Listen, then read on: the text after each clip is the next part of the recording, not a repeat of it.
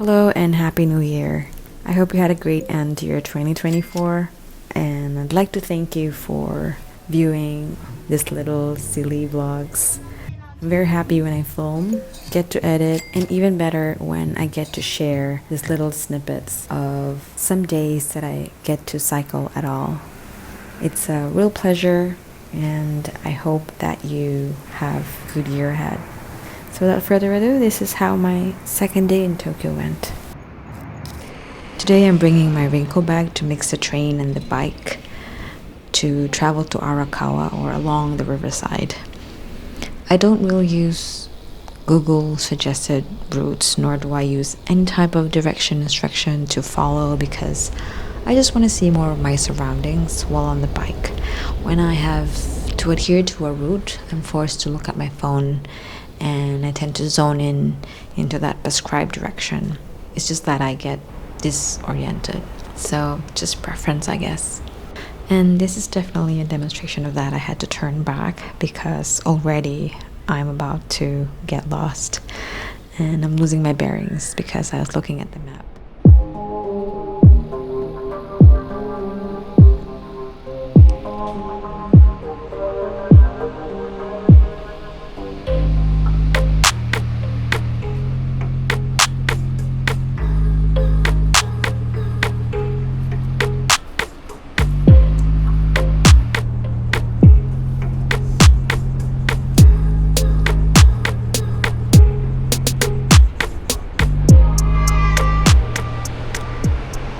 I have linked the Strava activity of this ride in the description of the video. And if you do check my ride, you may find yourself laughing at the time I have taken, given the distance that I've actually cycled. Of course, most of my pause time is just waiting on the traffic lights like this, because I'm not really on the road and mostly on the sidewalks, even though bike paths are readily available. Speaking of which, I passed by Tsukiji and I did not have the time at all to stop and explore, find parking for my bike if I decide to do some stall hopping for food or snacks, much less to sit down for a proper sushi meal. Now I'm on my way to Hatchobori to catch my train. Let's zoom by those crossings.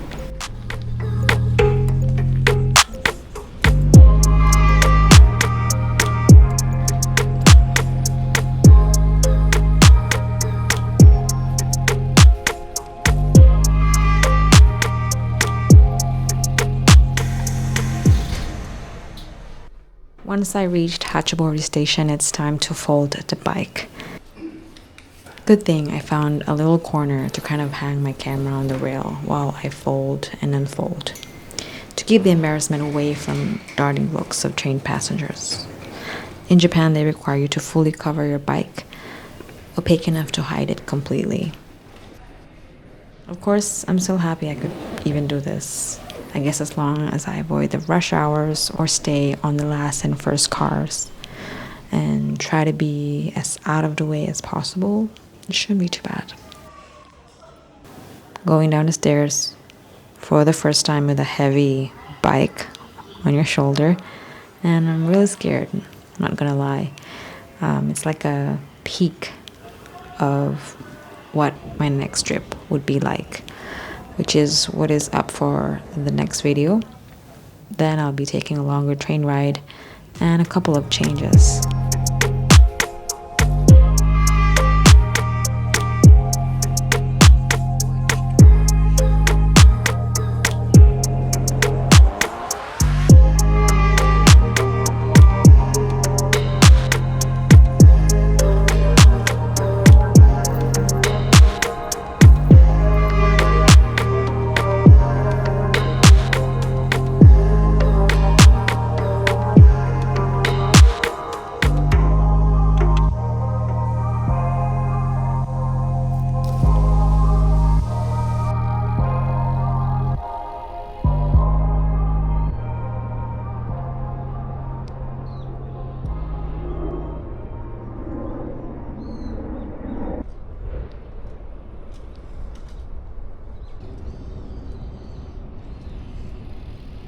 I'm starting my bike ride at Kasai Rinkai Park, which is the nearby public park, and it's kind of an aqua city area near Tokyo Disney.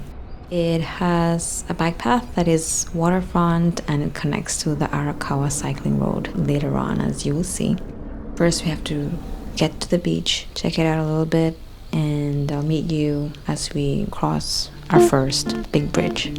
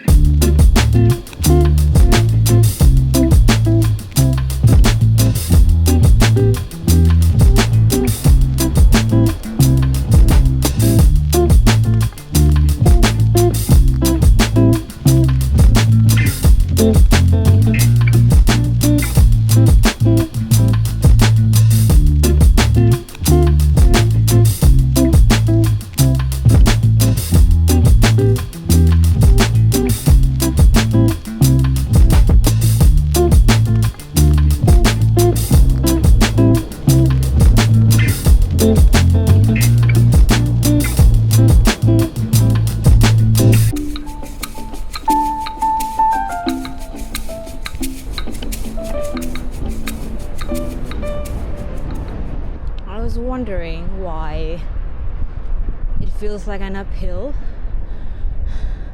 I think it's the wind draft. Just too happy to realize.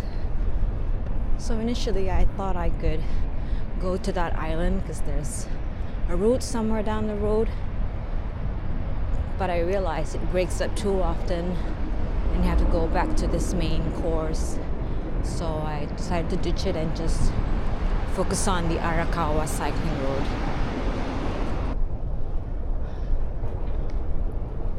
Gear shifting to maybe 1, I guess. Okay, almost behind.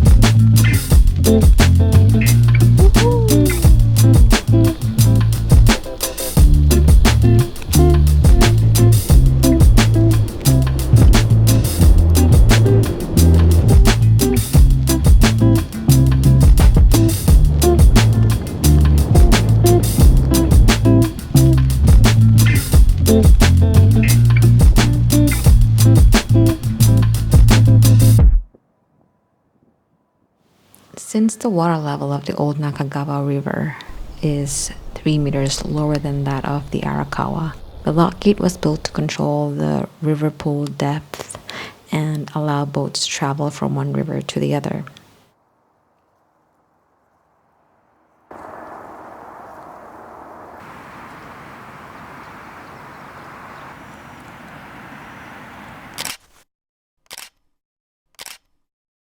I've always romanticized this area and its infrastructure, probably because it reminds me of the scenes from movies or anime. You know, those scenes with a stunning sunset backdrop, beautiful surroundings, and a kind of magical animation-like quality to the bridges or structures themselves. It feels just like that right now. I guess this is one of the highlights of my day, though I think the real standout for me is exploring this part of Tokyo. I've never been to this area before. As the name suggests, this route travels along Tokyo's Arakawa River, which runs from Tokyo Bay down south to Saitama area in the north.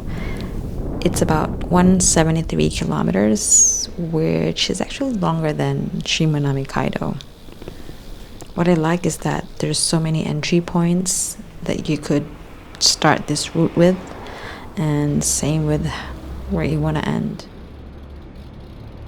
This cycling route itself is about 80 kilometers, which is still not short, but quite doable to do within less than a day if you wish to.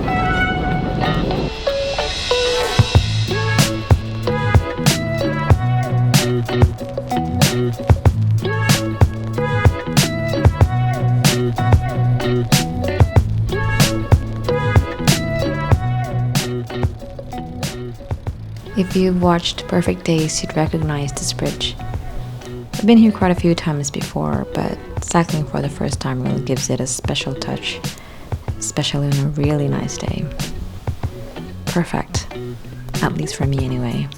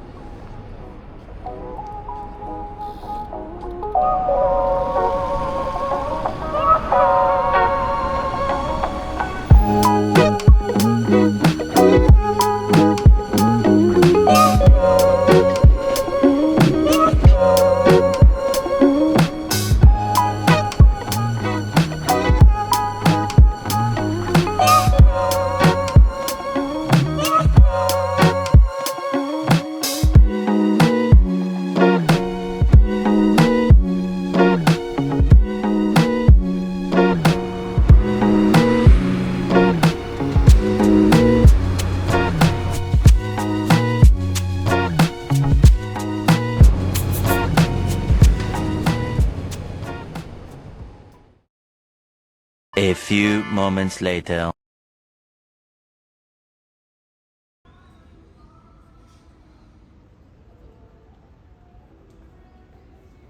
I was looking forward to my late lunch, but I ended up having bubble tea instead after spending 20 minutes dealing with a locker issue. These coin lockers are simple. Insert the number of coins required for that compartment, lock, and keep the key. However, mine got stuck at 500. Yeah, and I just rushed back to get a warm dinner.